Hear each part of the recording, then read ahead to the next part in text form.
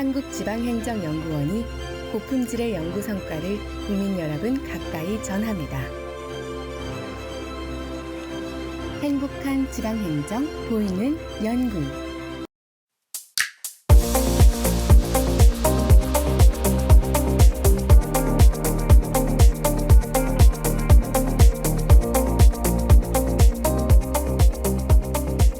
네, 안녕하세요. 저는 한국지방행정연구원 지방투자사업관리센터의 기획총괄부를 맡고 있는 김상기라고 합니다. 예, 반갑습니다. 저는 한국지방행정연구원 자치분권제도연구실의 연구위원을 맡고 있는 전대욱이라고 합니다. 네, 안녕하세요. 예, 안녕하세요. 예, 오늘은 저희가 지방투자사업관리센터 리맥이라고 우리가 불리는데요. 리맥의 김상기 박사님을 모시고 지방투자사업관리란 무엇이냐에 대해서 전반적으로 이야기를 듣도록 하겠습니다. 저도 한때 이 센터에서 한솥밥을 먹었던 네, 그러셨죠. 네. 예, 김상기 박사님 오랜만에 또 모시고 여러 가지 좋은 얘기를 좀 듣고자 하는데요. 네.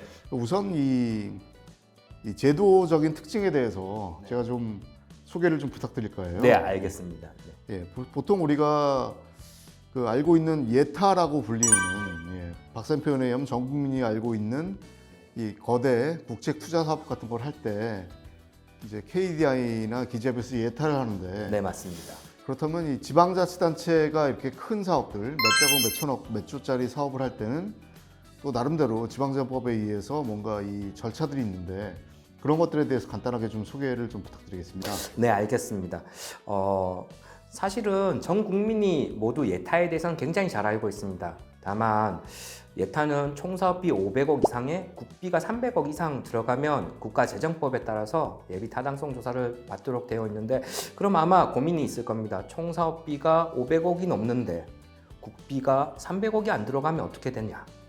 총 사업비가 1조가 넘는데 국비가 안 들어가면 어떻게 되느냐?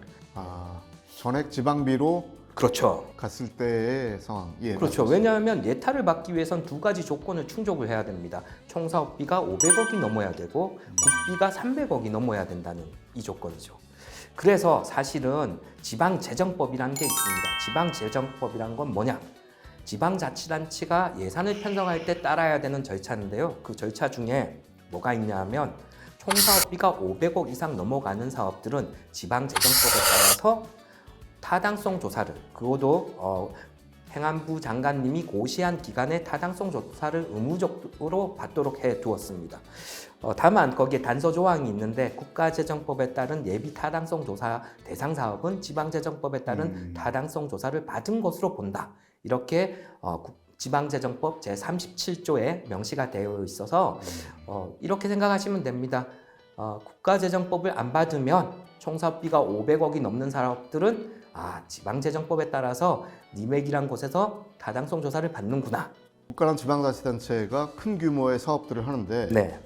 거기에는 이제 총 사업비가 예를 들면 500억 이상이 들어가는데 일부는 국민의 세금인 국비나 지방비가 들어가고 또 일부는 민자나 아니면 다른 돈들이 들어갈 수가 있는데 그 500억 이상 되는 사업 중에서 국비가 많이 들어가는 사업들은 기재부에서 예타를 하고 지방자치단체가 많이 투자하는 자신의 지방세로 이제 투자하는 사업들은 이 센터에서 직접 예비 타당성 조사나 여러 가지를 한다. 네, 저희가 그거를 지방재정법에 따른 타당성 조사라고 부르고 일부들은 이제 헷갈리니까 네. 지방예타라고도 부르고 있습니다. 네. 예. 하지만 법적 명칭은 지방재정법에 따른 타당성 조사가 되겠습니다. 예. 네. 확실히 큰 규모의 사업을 할 때 기재부에서 할 때는 그 사업이 정책적으로 혹은 경제적으로 타당성이 있느냐를 가지고서 미리 한번 검토를 한다는 측면에서 예비 타당성 조사를 수행하는 데 있어서 기재부는 그냥 자기네가 예산을 편성하는 기관이기 때문에 자기네 자체적으로 해서 그게 맞으면 편성하고 아니면 수정을 한다든가 하면 될 것 같은데요. 근데 지방 자치단체의 투자 사업은 자기네가 예산을 편성해서 또 기재부를 통과하고 또 신청을 해야 되기 때문에 그 전에 먼저 투자 심사를 거치는 것으로 저는 알고 있는데. 네, 맞습니다. 이게 크게 많이들 이제 이걸 지방 예타라고 부르니까 또 국가재정법하고 혼돈하시는 부분이 뭐가 있냐면 그러면 리맥에서도 국가재정법처럼 AHP를 해서 HP가 0.5가 넘으면 사업이 통과가 된 거고 HP가 0.5가 안 되면 사업이 안 통과된 거냐? 사실 이런 말씀들을 많이들 질문을 하십니다.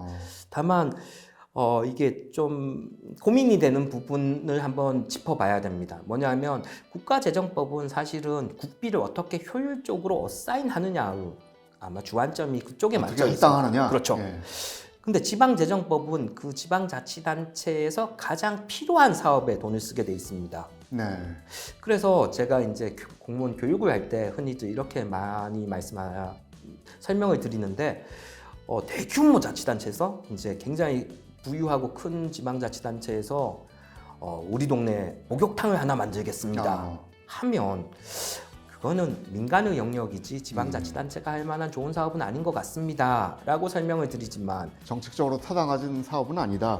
하지만 그게 이제 강원도에 굉장히 고령화된 지방자치단체에서 우리 동네 어르신들이 읍내에 가서 그 세신을 하려면 하루에 2대 있는 버스 타고 하루 종일 걸리겠네요. 하루 종일 가서 예.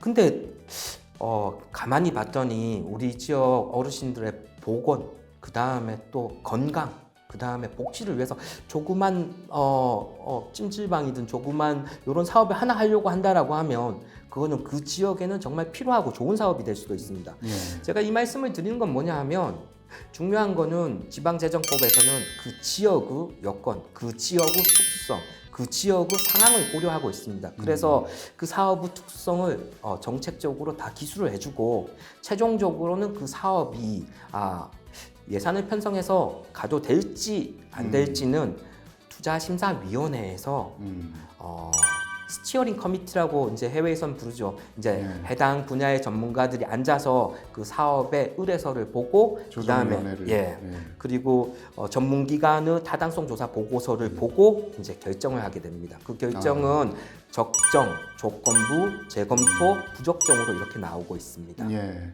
원래 기재부에서처럼 HP로 딱 정해진 룰대로 뭔가 이 룰을 통과하면 예산을 편성해주고 그렇지 않으면 안 하는 것이 아니라 지방자치단체는 여러 가지 지역 특성이나 지역 여건에 맞도록 지역적으로 중요한 주민의 복리후생과 관련된 중요한 사업들에 대해서 그렇게 꼭 정해진 룰에 의해서 판단하는 것이 아니라 정성적으로 투자 심사들을 하는 데 있어서 기초 자료가 되는 이 예비 타당성 조사를 수행한다 이런 말씀이시죠? 이제 정해진 룰은 있습니다. 정해진 룰대로 수행하나 아마 국가재정법에서 보는 그 훨씬 더 타이트하게 정해진 그런 방식이 아니라 모든 사실에 대해서 객관적으로 병렬적으로 기술을 합니다.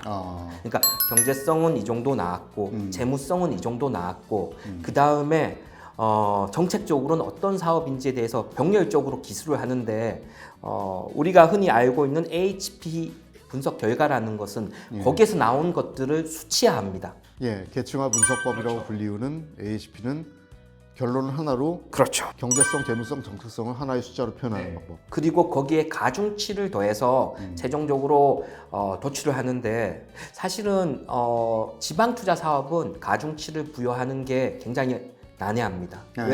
왜냐하면 아까 말씀드렸지만 전국에 243개의 자치단체가 있고 광역 시도를 제외하고도 226개의 기초자치단체가 있습니다.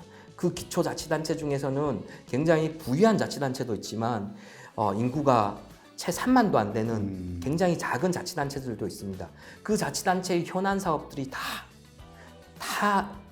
상황이 다르기 때문에 그 상황들을 적절하게 고려하기 위해서는 사실은 집단지성이 필요하지 지금 기재부에서 사용하는 것처럼 획일된 방식의 적용에는 어느 정도 한계가 있습니다. 예, 뭐 일률적인 잣대를 들이댄다기보다는 경제성, 재무성, 정책성 여러 가지 측면들을 봤을 때 그 지역에 꼭 필요한 사업들, 네, 그렇죠. 그리고 그 지역에 꼭 필요한 정책들을 이런 투자 심사를 통해서 걸러줄 수 있는 이런 장치다. 네, 맞습니다. 예, 이렇게 이해하면 되겠군요. 네, 맞습니다.